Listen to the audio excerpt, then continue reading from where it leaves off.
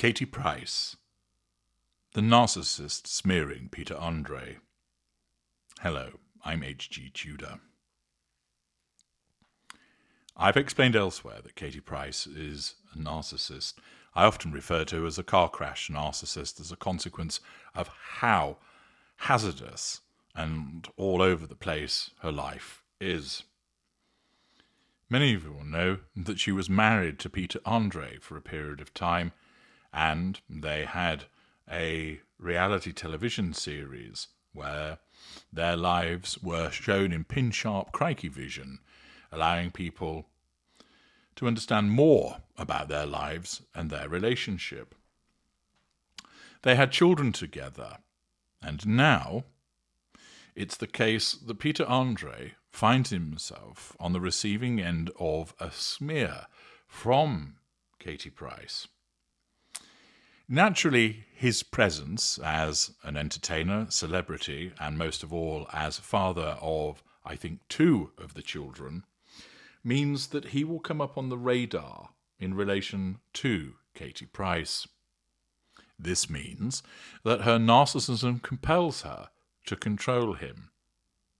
I suspect that he has nothing to do with her these days, given the fact that the children are grown up, and instead looks to maintain distance between him and her.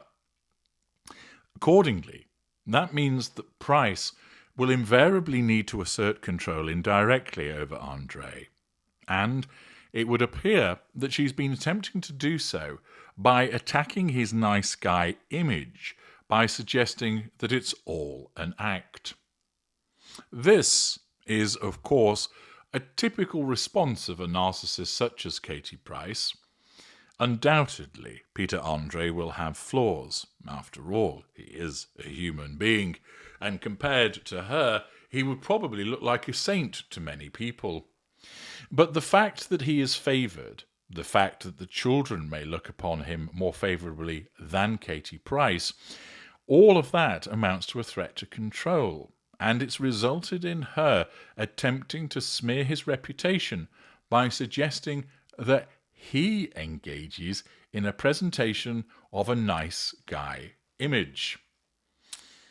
Probably as a consequence of seeking to counter the behaviours of his ex-wife, Andre engaged in an interview with Guy Kelly of the Telegraph. And in that, the interview explains, lately, Andre has found himself at the centre of visual social media back and forth with his ex-wife, the former glamour model Katie Price. His saintly image has been questioned. If it is an act, as Price has insinuated, it's a relentlessly committed one. Thus the suggestion is that he puts on an act, but this interviewer has formed the view that if he is just putting on an act, well, he's very good at it because it remains in place all of the time. It recaps on how long he's been in the entertainment industry, which is about 36 years. It explains that he has had 3 number ones as a pop star. He's had a few acting roles, a bit of game show hosting, a children's book series, a lone cookbook, a surreal stint as a relief presenter on GB News, and more reality television than you think possible in one lifetime, much of it with Katie Price. He met her on ITV1, married her on ITV2, and divorced in 2009 after 2 children, Junior, who's now aged 20, and 18-year-old Princess. He's explained in this to talk about his upcoming acting roles. But one of the things that is interesting is that the interviewer explains that there is a cosmetically enhanced elephant in the room, which is Price-shaped. Although the interviewer goes on to explain, not that you'd necessarily know it from talking to Andre. Even at the height of their reign on ITV2, he always positioned himself as the sensible straight man to Price's Merchant of Mayhem, and in his 50s, he's leaning further into the sober, wholesome image. Now, one of the things that has been levelled at him is that he operates with a facade and that he likes to demonstrate that he's perfect Pete. But here's a rather telling factor. He's been married to his second wife, Emily, a specialist doctor in the NHS, and she's 16 years younger than him, for a decade. They have 3 children, Millie, 11, Theo, 9, and 1-year-old Arabella.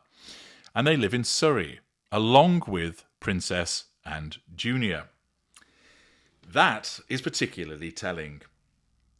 That relationship with Emily, which has gone on for 10 years, has not come with any allegations of abusive behaviour, mayhem, and furthermore, the 2 children who he had with Katie Price choose to live with their father. That contrasts with the infamous mucky mansion where Price moved to after their divorce, which Princess recently described as scary. He points out that his marriage to Price was a long, long time ago. And yet, despite releasing 11 autobiographies between them, there is somehow more mud to sling, more skeletons to unearth. So this summer they have been at war again. This time it was triggered by the Princess Diaries, their daughter's new 4-part ITVX Fly on the Wall series, about her life as a social media influencer. Price does not appear in the show, something which she complained about, see parts pass him, but Andre and his new family are all there, as is Claire, who has now become Princess's manager. It's no exaggeration to say Andre and Price had their entire relationship filmed, from first meeting on I'm a Celebrity, Get Me Out of Here in 2004, through to the fairy tale themed luxury Highclere Castle wedding. The rights to the event were sold for £2 million.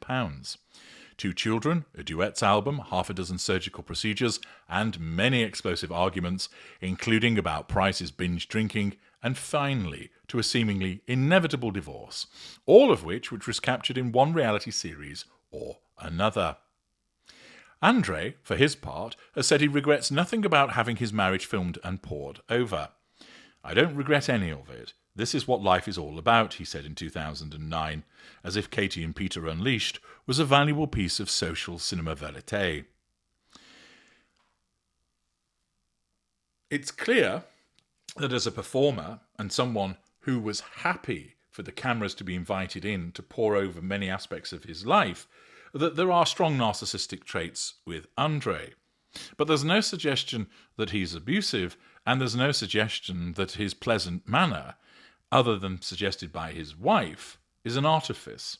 Indeed, interestingly, in the comments section to this particular interview, one person writes, I met Peter Andre when I and others were on a night out at Masalas, an Indian restaurant in Larnaca, Cyprus.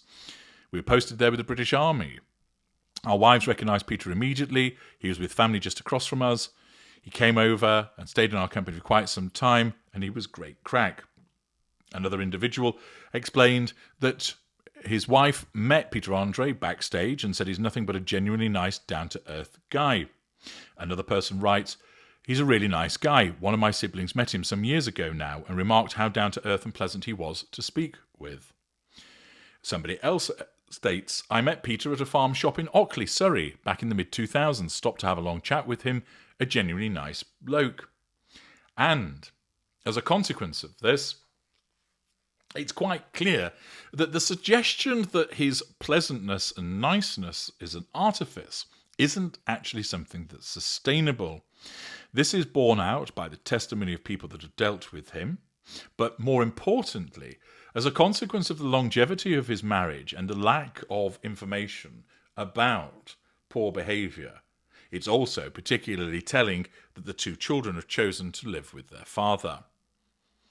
All of those factors, evidence, tend to support that it isn't a facade on the part of Peter Andre, and that whilst, of course, you will be able to find instances where he perhaps has lost his temper, much of that will have been reactive to the abusive behaviours of Katie Price. It's also the case that some of his behaviours will have been done because he's taking part in a reality television show and it's edited in a particular way. The fact is that he is clearly seeking to do something about the repeated criticisms that come from his ex-wife. She cannot help but smear him, because the fact that the two children seem to favour him by living with him, and that many people regard Peter as a pleasant chap, gets to Katie Price. In her mind, he isn't. Remember, she's the victim. She will portray him as an unpleasant man because, of course, their relationship foundered. From her perspective as a narcissist, she regards him as the problem, and therefore, seen through the distortion field of her narcissism causes her to believe that it's just a nice guy act, and this isn't what he's like really. Plenty of other people disagree. Plenty of other people do see him as a genuinely nice person, which appears to include various members of the public, his current wife, and all of his children. That speaks volumes. And what we have is an instance now of Katie Price seeking to smear Peter Andre by having it put about that his general pleasantness and nice guy image is one that's purely created. This is an attempt by her to smear him, to indirectly gain control over him with the expectation that people will agree and say, yes, I think he's actually a bit of a snake. He is a smarmy, slimy so-and-so. It doesn't appear to be working, but that doesn't mean that the narcissist is going to stop in attempting to continue with the smears. It's understandable that Peter Andre may well have been advised to undertake an interview as he did with the Telegraph to try and negate these suggestions and to do away with the smearing that has been taking place. Because at the end of the day, whilst he should impose a total no-contact regime in relation to his ex-wife, it is understandable that if he doesn't know full well what he's dealing with, that he may well be moved to address some of the allegations in the manner that he has. And those of you that have been involved with a narcissist will know the temptation whereby you want to demonstrate that you're not the problem. You want people to understand that you're on the receiving end of unpleasant behaviour, which of course the narcissist doesn't want you to be able to do. Katie Price is seeking to smear Peter Andre by suggesting that he engages in an act, that he isn't truly a nice guy, and it's all put on. Unfortunately, the evidence tends to support his position rather than hers, which is invariably the case, and something I repeatedly explain to you about the importance of acquiring evidence in relation to dealing with the narcissist. I'm H.G. Tudor. Thank you for listening.